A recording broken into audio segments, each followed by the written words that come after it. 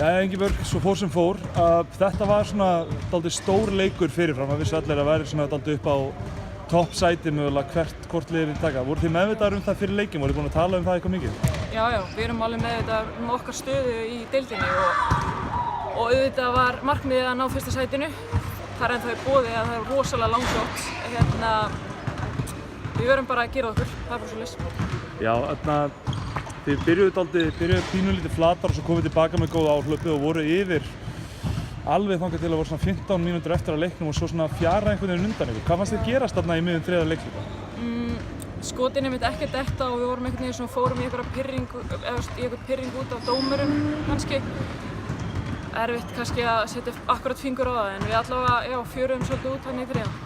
Já, þú fúlaðir út dálítið snemma inn í fjórða leikhluta og fékkst fljótlega tækni eftir það. Það voru augljóslega heitar tilfinningar í þessum leik.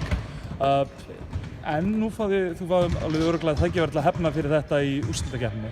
Hvernig viljið þið nálgast úrslitakeppnisleikina við Fjölni öðruvísi en þennan?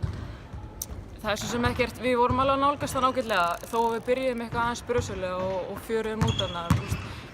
Það vantar bara svona þetta ekstra, gefa allt þetta ekstra, fleygja okkur bolta þarna, taka frákast þarna, allt þetta, allir þessi litlu hlutir, það vantaði bara þetta.